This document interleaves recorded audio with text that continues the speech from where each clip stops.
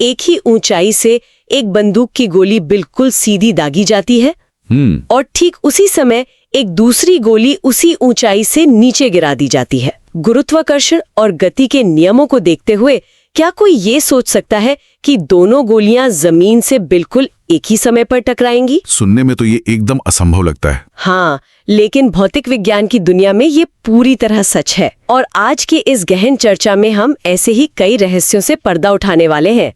स्वागत है इस मास्टर क्लास में, जहां आज का विषय है अध्याय 3, समतल में गति, जिसे हम मोशन इन अ प्लेन भी कहते हैं। बिल्कुल। यह चर्चा एनसीईआरटी क्लास 11 फिजिक्स के शॉर्ट नोट्स और परीक्षा रिवीजन पर आधारित है। एक जरूरी जानकारी ये भी दी गई है कि इन नोट्स के लिए व्हाट्सएप नंबर 7739541921 यानी एजुकेशन हब 24 का उपयोग किया जा सकता है। जी, तो चलिए शुरू करते हैं। तो सीधे सामग्री पर आते हैं। नोट्स की पहली स्लाइड की शुरुआत में यहाँ चित्र में दिखाया गया है प्रक्षेप्य गति, जो एक परवलय या पैराबोला के आकार में है। इसके ठीक बगल में वृत्तीय गति का भी एक चित्र है, जिसमें तीर के निशानों के साथ एक वृत्त बना हुआ है। सही कहा। इस चर्चा का मुख्य उद्देश्य ये है कि इस पीडीएफ में दी गई हर एक पंक्ति, हर एक हेडिंग को बिल्कुल गहराई से समझा जाए। भौतिक विज्ञान के नियम कभी-कभी थोड़े मुश्किल लगते हैं, लेकिन आज एक शिक्षक की तरह हम हर एक कॉन्सेप्ट को आसान भाषा में स्पष्ट करेंगे। समतल में गति का मतलब ही है ऐसी गति जो एक ही समय में दो दिशाओं में हो रही हो, जैसे लंबाई और चौड़ाई दोनों में। एकदम सही। हम हर सिद्धांत की तह तक जाएंगे ताकि परीक्षा के लिए कोई भी संदेह बाकी ना रहे। तो शुरुआत करते हैं सबसे बुनियादी चीज से। स्लाइड 2 पर हेडिंग है अदिश एवं सदिश। नोट्स में अदिश यानी स्केलर्स की परिभाषा कुछ इस प्रकार दी गई है, केवल परिमाण, दिशा नहीं। उदाहरण के लिए दूरी, चाल, द्रव्यमान, ताप। इसके नियम है कि ये सामान्य बीजगणित के नियमों से जुड़ते हैं। और यहाँ चित्र में दिखाया गया है एक थर्मामीटर, जो किसी वस्तु के तापमान को दर्शा रहा है। इसे रोजमर्रा की जिंदगी से जोड़कर बहुत आसानी से देखा जा सकता है। अदिश राशियां वे होती हैं जहां केवल ये जानना जरूरी होता है कि मात्रा कितनी है। चित्र में थर्मोमीटर को ही ले लीजिए। अगर किसी कमरे का तापमान 30 डिग्री सेल्सियस है तो वो बस 30 डिग्री ही है। सही बात है। इसके लिए ये बताने की कोई आवश्यकता नहीं होती कि ये तापमान उत्तर दिशा में है या दक्षिण दिशा में। द्रव्यमान के साथ भी यही होता है। जैसे 5 किलो चीनी बस 5 किलो है, उसकी कोई दिशा नहीं होती। इसीलिए इन्हें जोड़ने या घटाने के लिए साधारण गणित का इस्तेमाल होता है, जैसे 2 और 2 4 होते हैं। अच्छा, ये तो काफी सीधा था, लेकिन कहानी तब बदलती है जब हम सदिश यानी वेक्टर्स पर आते हैं। यहाँ नोट्स में लिखा है परिमाण के साथ दिशा। इसके उदाहरण दिए गए हैं विस्थापन, वेग, त्वरण, बल और सबसे महत्वपूर्ण बात नियम। ये सदिश बीजगणित के नियमों का पालन करते हैं। और यहाँ चित्र में दिखाया गया है एक नक्शा जिस पर अलग अलग दिशाओं में तीर बने हैं। तो ये दिशा का जुड़ना चीजों को इतना अलग कैसे कर देता है? देखिए, दिशा जुड़ते ही पूरी भौतिकी बदल जाती है। सदिश राशियों में कितना के साथ साथ किधर का जवाब देना भी अनिवार्य हो जाता है। किधर? अच्छा। बल का ही उदाहरण लिया जाए। अगर किसी दरवाजे पर 10 न्यूटन का बल लगाया जा रहा है तो दरवाजा खुलेगा या बंद होगा, ये पूरी तरह इस बात पर निर्भर करता है कि बल किस दिशा में लगाया जा रहा है, अंदर की तरफ या बाहर की तरफ। हाँ, ये तो सोचने वाली बात है। बिल्कुल। नक्शे और तीरों का चित्र भी यही दर्शाता है कि केवल दूरी तय करना काफी नहीं है, मंजिल तक पहुंचने के लिए सही दिशा में जाना जरूरी है। चूंकि इनमें दिशा शामिल है, इसलिए 5 न्यूटन और 5 न्यूटन का बल मिलकर हमेशा 10 न्यूटन नहीं होता। अच्छा। हाँ, अगर वे विपरीत दिशा में लग रहे हों तो परिणाम 0 भी हो सकता है। इसीलिए साधारण गणित यहां काम नहीं आता और हमें सदिश बीजगणित की आवश्यकता पड़ती है। अब ये बात समझ में आ रही है। आगे स्लाइड 3 पर सदिशों के निरूपण की बात की गई है। यहाँ लिखा है प्रतीक के रूप में मोटे अक्षर ए या तीर के निशान वेक्टर ए का उपयोग होता है।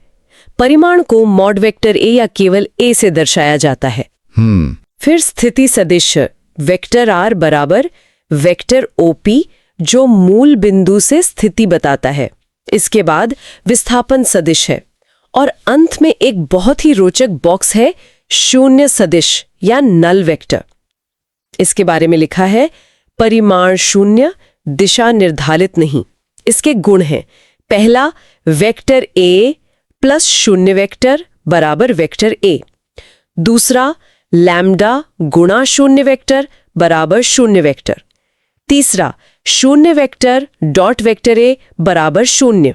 और यहाँ चित्र में दिखाया गया है एक्स और वाई अक्ष के बीच एक ग्राफ जहां मूल बिंदु ओ से एक बिंदु पी तक तीर वेक्टर आर बना है। जी। सच कहूं तो ये शून्य सदिश थोड़ा भ्रमित करने वाला है। चलिए इसे समझते हैं। अगर शून्य सदिश की कोई दिशा ही नहीं है और परिमाण भी शून्य है तो भौतिक विज्ञान में इसकी आवश्यकता ही क्यों है? ये एक बहुत ही तार्किक उलझन है। शून्य सदिश को एक तरह के गणितीय प्लेस होल्डर की तरह देखा जा सकता है। Place holder? हाँ, इसे रस्साकशी के खेल से समझा जा सकता है। मान लीजिए दो टीमें एक रस्सी को बिल्कुल बराबर बल से विपरीत दिशाओं में खींच रही हैं। कुल बल क्या होगा? शून्य होगा। शून्य होगा। लेकिन बल तो एक सदिश राशि है। दो सदिशों को घटाने पर जो उत्तर आता है वो भी एक सदिश ही होना चाहिए, कोई अदिश राशि नहीं। ओ, समझ गई। इसलिए हमें एक ऐसे सदिश की जरूरत पड़ती है जिसका परिमाण तो शून्य हो लेकिन वो सदिशों के गणितीय नियमों को टूटने ना दे। जो गुण नोट्स में दिए गए हैं, जैसे किसी सदिश को शून्य से गुणा करने पर शून्य सदिश मिलना, ये सब ये सुनिश्चित करते हैं कि भौतिक विज्ञान का गणितीय ढांचा बिना किसी अड़चन के काम करता रहे। तो ये गणित की निरंतरता बनाए रखने का एक तरीका है। बहुत खूब। अब जब हम समझ गए हैं कि सदिश क्या होते हैं तो स्लाइड 4 पर चलते हैं। हेडिंग है सदिशों का योग, ग्राफीय विधि। इसमें पहला नियम है त्रिभुज नियम, शीर्ष व पुच्छ विधि। दूसरा है समांतर चतुर्भुज नियम। इनके गुण भी लिखे हैं। क्रम विनिमय यानी vector A plus vector B बराबर vector B plus vector A. साहचर्य गुण ब्रैकेट में vector A plus vector B plus vector C बराबर वेक्टर ए प्लस ब्रैकेट में vector B plus vector C. बिल्कुल सही। और यहाँ चित्र में दिखाया गया है दोनों नियमों के आरेख। पहले में वेक्टर ए के शीर्ष पर वेक्टर बी की पुच्छ रखी गई है और परिणामी वेक्टर आर बना है। दूसरे में वेक्टर ए और वेक्टर बी एक ही बिंदु से शुरू हो रहे हैं और समानांतर चतुर्भुज बनाकर परिणामी वेक्टर आर निकाला गया है। ये चित्र असल में क्या समझा रहे हैं? देखिए, ग्राफी विधि का असली मजा ये है कि ये कागज पर रेखा चित्र बनाकर किसी भी गति या बल का अंतिम परिणाम देखने में मदद करती है। त्रिभुज नियम को हेड टू टेल विधि इसलिए कहते हैं क्योंकि इसमें पहले सदिश के सिर पर दूसरे सदिश की पूंछ रखी जाती है। जैसे कोई व्यक्ति पहले पूरब गया, फिर वहां से उत्तर गया। जो अंतिम सीधी रेखा शुरुआती बिंदु से अंतिम बिंदु तक खींची जाएगी वही हमारा परिणामी वेक्टर आर होगा जो कुल विस्थापन बताएगा। और समानांतर चतुर्भुज नियम? वो भी वही काम करता है, लेकिन इसका उपयोग तब होता है जब दो बल एक ही समय में एक ही बिंदु पर लग रहे हों। जैसे एक भारी बक्से को दो लोग अलग अलग दिशाओं में खींच रहे हों। क्रम विनिमय और साहचर्य गुण बस ये साबित करते हैं कि चाहे पहले बल ए लगाया जाए या बल बी, अंतिम प्रभाव हमेशा बिल्कुल एक समान ही रहेगा। रेखा चित्रों से समझना तो आसान है, लेकिन स्लाइड 5 पर चलते हैं। हेडिंग है सदिशों का वियोजन। यहाँ एकांक सदिश यानी यूनिट वेक्टर्स दिए गए हैं।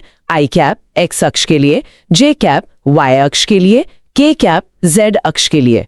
मॉड आई कैप बराबर मॉड जे कैप बराबर मॉड के कैप बराबर 1। इसके घटक हैं ए एक्स बराबर ए कॉस थीटा, ए वाई बराबर ए साइन थीटा। जी। सूत्र बनता है वेक्टर ए बराबर ए एक्स आई कैप प्लस ए वाई जे कैप। यहाँ चित्र में दिखाया गया है एक सदिश वेक्टर ए जो x और y अक्षों के बीच तिरछा है और उसे x अक्ष पर ax और y अक्ष पर ay में तोड़ा गया है। ये वियोजन या तोड़ने की प्रक्रिया क्यों जरूरी है? ये भौतिक विज्ञान के सबसे शक्तिशाली औजारों में से एक है। वियोजन वास्तव में जोड़ने की ठीक उल्टी प्रक्रिया है।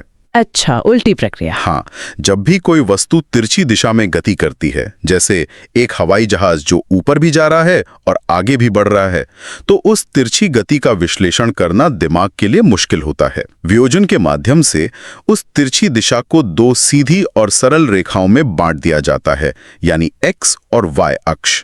तो इसे आसान बनाने के लिए करते हैं। बिल्कुल।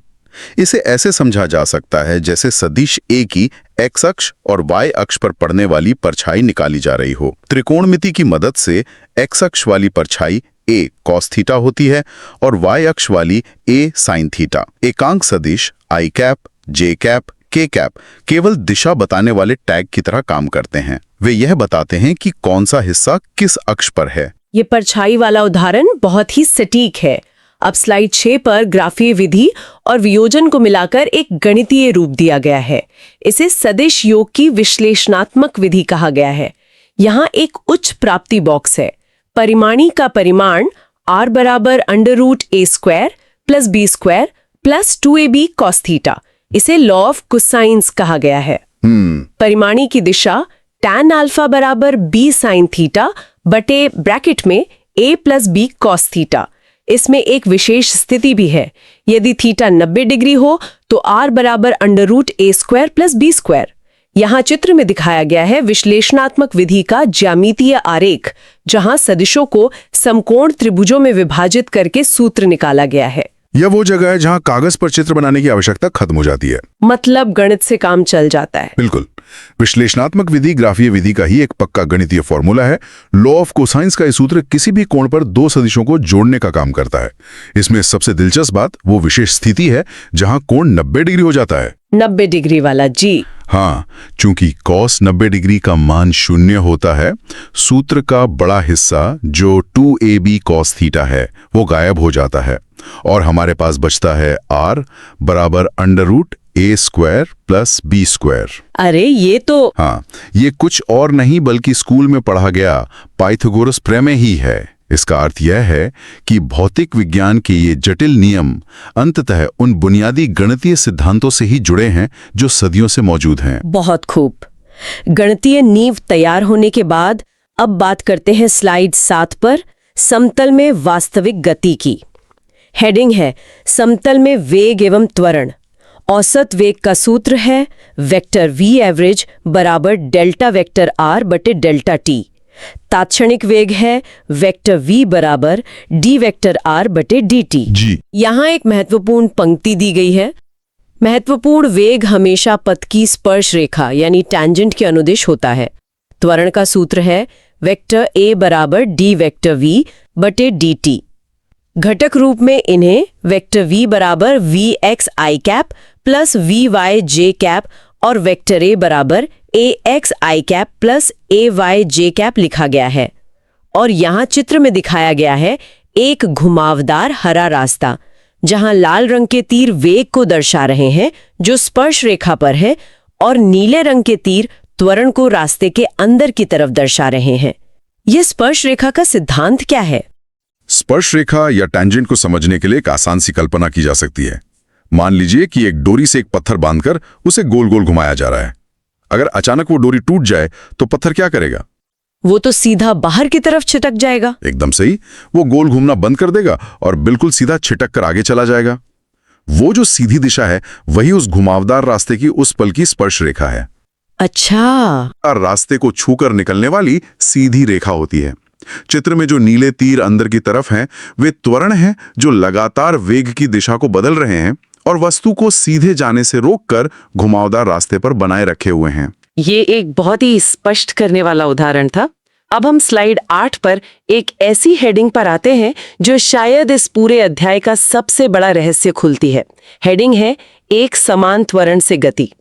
यहाँ लिखा है 2D गति को दो स्वतंत्र 1D गतियों x और y के रूप में देखा जा सकता है। फिर x अक्ष गति के लिए सूत्र है vx बराबर v0x प्लस axt और x बराबर x0 plus v0xt plus half axt²। y अक्ष गति के लिए सूत्र है vy बराबर v0y प्लस ayt और y बराबर y0 plus v0yt plus half ayt²। इसका सदिश रूप है वेक्टर r बराबर vector r0 plus vector v0t plus half vector at²। यह दो स्वतंत्र 1D गतियों का सिद्धांत इतना महत्वपूर्ण क्यों है? क्योंकि यह सिद्धांत भौतिक विज्ञान की सबसे बड़ी समस्याओं को बहुत आसान बना देता है। जब समतल में गति की बात होती है तो वो देखने में बहुत जटिल लगती है, लेकिन ये नोट्स स्पष्ट कर रहे हैं कि 2D गति वास्तव में कोई नई या अलग चीज है ही नहीं। मतलब ये सिर्फ दो गतियों का जोड़ है? बिल्कुल, ये सिर्फ दो सीधी रेखाओं का एक साथ होना है, एक क्षैतिज यानी x और एक ऊर्ध्वाधर यानी y। और सबसे बड़ी बात, ये दोनों गतियां एक दूसरे से पूरी तरह स्वतंत्र हैं। स्वतंत्र है? हाँ, x अक्ष पर जो भी हो रहा है उसका y अक्ष पर कोई प्रभाव नहीं पड़ता। इसीलिए वो 3 चिरपरिचित गति के समीकरण जिन्हें हम सीधी रेखा की गति के लिए इस्तेमाल करते हैं, उन्हें x और y के लिए अलग-अलग लगाकर किसी भी जटिल गति को हल किया जा सकता है। स्वतंत्र गतियों का ये विचार वास्तव में चीजों को सरल बनाता है। अगली स्लाइड 9 पर हेडिंग है आपेक्षिक वेग यानी रिलेटिव वेलोसिटी। परिभाषा है वस्तु B का वस्तु A के सापेक्ष वेग वेक्टर VBA बराबर vector VB minus vector VA। इसका एक अनुप्रयोग दिया गया है रेनमैन प्रॉब्लम। वर्षा व्यक्ति समस्या। जी, यदि वर्षा ऊर्ध्वाधर वेक्टर VR से गिर रही है और व्यक्ति क्षैतिज वेक्टर VW से चल रहा है, तो परिणामी वेग होगा वेक्टर R बराबर vector VR plus vector VW। छाते का कोण तय करने का सूत्र है tan थीटा बराबर Vx बटे Vy। और यहाँ चित्र में दिखाया गया है एक बच्चा जो छाता लेकर चल रहा है, बारिश सीधे नीचे गिर रही है और एक हवा का प्रवाह है जिससे बारिश तिरछी होती दिखाई दे रही है। इस सूत्र को देखकर एक बड़ा सवाल मन में आता है, क्या वेग कभी निरपेक्ष हो सकता है या ये हमेशा किसी न किसी के सापेक्षी होता है? इस पीडीएफ में दी गई परिभाषा के दायरे में अगर देखा जाए तो वेग हमेशा सापेक्षी होता है। हमेशा सापेक्ष। हाँ, किसी न किसी देखने वाले यानी फ्रेम ऑफ रेफरेंस की आवश्यकता होती ही है। वर्षा व्यक्ति समस्या इसे बेहतरीन ढंग से समझाती है। जब कोई व्यक्ति एक जगह खड़ा होता है तो बारिश बिल्कुल सीधे नीचे गिरती हुई महसूस होती है। सही बात है। लेकिन जैसे ही व्यक्ति आगे की तरफ भागने लगता है तो व्यक्ति के अपने वेग के कारण बारिश का आपेक्षिक वेग बदल जाता है। अब बारिश उसे सामने से तिरछी आती हुई लगती है। छाते को किस कोण पर झुकाना है यह पता लगाने के लिए क्षैतिज और ऊर्ध्वाधर वेग का अनुपात यानी tan थीटा बराबर Vx बटे Vy निकाला जाता है। यही कारण है कि तेज भागते समय छाते को और ज्यादा आगे की ओर झुकाना पड़ता है। भागते समय छाता झुकाने का ये विज्ञान बहुत ही दिलचस्प है। आगे बढ़ते हैं स्लाइड 10 पर प्रक्षेप्य गति की ओर। परिभाषा दी गई है वह वस्तु जो उड़ान में है और जिस पर केवल गुरुत्वीय त्वरण लग रहा है। जी, मान्यताएं बहुत महत्वपूर्ण है। पहला, वायु का प्रतिरोध नगण्य है। दूसरा, त्वरण के बारे में क्षैतिज त्वरण ax बराबर 0 यानी वेग नियत रहता है और ऊर्ध्वाधर त्वरण ay बराबर -g यानी गुरुत्वीय नीचे की ओर। यहाँ चित्र में दिखाया गया है एक तोप से निकला हुआ गोला जो हवा में एक वक्र पथ बनाते हुए आगे बढ़ रहा है और फिर जमीन पर गिर रहा है। क्षैतिज त्वरण का 0 होना क्या दर्शाता है? प्रक्षेप्य गति का मतलब है किसी चीज को हवा में फेंकना, चाहे वो क्रिकेट की गेंद हो या तोप का गोला। क्षैतिज त्वरण 0 होने का अर्थ है कि वस्तु को एक बार आगे की तरफ जो वेग मिल गया वो कभी कम या ज्यादा नहीं होगा। मतलब वो एक ही स्पीड से आगे बढ़ती रहेगी। बिल्कुल, वो एक समान गति से आगे बढ़ती रहेगी क्योंकि हमने मान लिया है कि उसे रोकने के लिए हवा का कोई घर्षण नहीं है। लेकिन उसी समय ऊर्ध्वाधर दिशा में गुरुत्वाकर्षण यानी -g लगातार वस्तु को नीचे खींच रहा है। यही कारण है कि वस्तु ऊपर जाती है, उसकी ऊपर जाने की गति गुरुत्वाकर्षण के कारण कम होती है, वो एक क्षण के लिए रुकती है और फिर वापस जमीन की ओर तेजी से गिरने लगती है, जबकि आगे बढ़ने की उसकी गति पूरे समय एक जैसी बनी रहती है। ये तो वही 2 स्वतंत्र वनडी गतियों का नियम है जो अभी हमने समझा। एकदम सही पकड़ा। इसी के आधार पर स्लाइड 11 में प्रक्षेप्य का पथ निकाला गया है। पथ का समीकरण काफी लंबा है। y बराबर tan थीटा नॉट गुणा x माइनस g बटे 2 v not cos theta naught का होल स्क्वायर गुणा x स्क्वायर। इसका सरल रूप है y बराबर ax माइनस bx स्क्वायर। निष्कर्ष दिया गया है यह एक परवलय का समीकरण है, अतः प्रक्षेप्य का पथ परवलयाकार होता है। चित्र में भी एक परवलय का ग्राफ दिखाया गया है। ये गणितीय समीकरण वक्र पथ को कैसे समझा रहा है? ये जो भारी भरकम समीकरण है ये असल में सिर्फ x यानी आगे बढ़ना और y यानी ऊपर नीचे जाना के बीच का संबंध बता रहा है। बस इतना ही? हाँ, जब इस समीकरण को गणित की नजरों से देखा जाता है और इसके सरल रूप y बराबर ax माइनस bx स्क्वायर को ग्राफ पर उकेरा जाता है तो वो हमेशा एक विशिष्ट घुमावदार आकार बनाता है जिसे परवलय या पैराबोला कहते हैं। इसका सीधा सा मतलब है कि इस ब्रह्मांड में अगर किसी भी वस्तु को हवा में फेंका जाए तो वो हमेशा इसी परवलय के आकार का ही रास्ता तय करेगी। समीकरण सीधे तौर पर उस रास्ते को प्रमाणित कर रहा है जो हमने पिछले चित्र में तोप के गोले के साथ देखा था। चलिए स्लाइड 12 पर प्रक्षेप्य गति से जुड़े कुछ महत्वपूर्ण सूत्र भी दिए गए हैं। उड्डयन काल यानी टाइम ऑफ फ्लाइट TF बराबर 2v0 sin θ0 बटे g। अधिकतम ऊंचाई HM बराबर v0 sin θ0 का होल स्क्वायर बटे 2g। क्षैतिज परास R बराबर v0 स्क्वायर sin 2θ0 बटे g। ये सूत्र परीक्षा के लिए तो जरूरी हैं, लेकिन इनका भौतिक अर्थ क्या है? इन सूत्रों के बिना प्रक्षेप्य गति की कोई भी गणना अधूरी है। उड्डयन काल का सूत्र यह बताता है कि वस्तु हवा में कुल कितनी देर तक उड़ान भरेगी, जो पूरी तरह से इस बात पर निर्भर है कि उसे कितनी ताकत से और किस कोण पर फेंका गया। अधिकतम ऊंचाई का सूत्र स्पष्ट करता है कि वो वस्तु जमीन से ज्यादा कितनी ऊपर तक जा पाएगी, और क्षैतिज परास का मतलब है रेंज, यानी जहां से वस्तु को फेंका गया था वहां से वो बिल्कुल सीधी दूरी में कितनी दूर जाकर गिरेगी। ये तीनों सूत्र किसी भी खेल, मिसाइल प्रक्षेपण या इंजीनियरिंग में अत्यंत महत्वपूर्ण भूमिका निभाते हैं। क्षैतिज परास के बारे में स्लाइड 13 पर विशेष स्थितियां दी गई हैं। अधिकतम परास के लिए लिखा है कि थीटा बराबर 45 डिग्री पर परास अधिकतम होती है। R मैक्स बराबर v0 स्क्वायर बटे g। फिर गैलीलियो का कथन है, पूरक कोणों के लिए क्षैतिज परास समान होती है, कोण अल्फा और 90 डिग्री माइनस अल्फा। उदाहरण 30 डिग्री और 60 डिग्री पर समान रेंज मिलती है। यहाँ चित्र में दिखाया गया है अलग अलग कोणों 30 डिग्री, 45 डिग्री और 60 डिग्री पर फेंकी गई वस्तुओं का पथ। 30 डिग्री और 60 डिग्री वाली वस्तुएं अलग अलग ऊंचाई तक जाती हैं, लेकिन एक ही दूरी पर गिरती हैं। 45 डिग्री वाली वस्तु सबसे दूर जाकर गिरती है। ऐसा क्यों होता है? 45 डिग्री का कोण एक तरह का स्वीट स्पॉट है। Sweet spot? हाँ, अगर वस्तु को बहुत सीधा ऊपर फेंका जाए, जैसे 80 डिग्री पर, तो वो हवा में बहुत देर रहेगी लेकिन आगे नहीं बढ़ पाएगी। अगर बहुत नीचे, जैसे 10 डिग्री पर फेंका जाए, तो वो आगे तो तेजी से जाएगी, लेकिन गुरुत्वाकर्षण उसे तुरंत जमीन पर गिरा देगा। अच्छा, तो बीच का रास्ता चाहिए। बिल्कुल। 45 डिग्री वो सटीक संतुलन है जहां वस्तु को आगे बढ़ने का समय भी मिलता है और गति भी। गैलीलियो का पूरक कोणों का अवलोकन भी अद्भुत है, जिनका जोड़ 90 डिग्री होता है। चित्र में साफ दिख रहा है कि 60 डिग्री पर फेंकी गई चीज बहुत ऊंची जाएगी और हवा में ज्यादा देर रहेगी, जबकि 30 डिग्री वाली चीज नीचे उड़ेगी लेकिन तेज आगे जाएगी। दिलचस्प बात यह है कि दोनों ही स्थितियां एक दूसरे को संतुलित कर देती हैं और वस्तु बिल्कुल एक ही दूरी पर जाकर जमीन से टकराती है। गैलीलियो का ये अवलोकन सच में कमाल का है। अब स्लाइड 14 पर हम परवलय से निकलकर वृत्तों की दुनिया में आते हैं। हेडिंग है एक समान वृत्तीय गति। परिभाषा है एक समान चाल से वृत्ताकार पथ पर गति। जी, वेग के बारे में लिखा है, चाल नियत है लेकिन दिशा लगातार बदल रही है, इसलिए वेग बदल रहा है। मुख्य बिंदु वेग सदिश हमेशा स्पर्श रेखा के अनुदिश होता है। यहां चित्र में दिखाया गया है एक वृत्त जहां परिधि पर स्पर्श रेखा के रूप में लाल रंग के वेग के तीर बने हैं। चाल नियत होने पर भी वेग कैसे बदल सकता है? यहीं पे सदिश राशियों की असली परीक्षा होती है। चाल यानी स्पीड एक अदिश राशि है।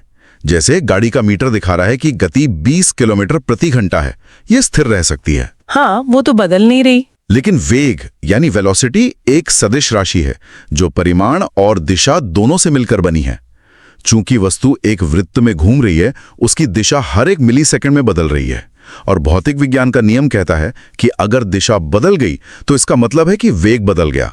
चित्र में बने स्पर्श रेखा वाले लाल तीर यही दिखा रहे हैं कि हर बिंदु पर वस्तु की जाने की दिशा अलग है। दिशा बदलने से वेग बदलता है, यह स्पष्ट हो गया।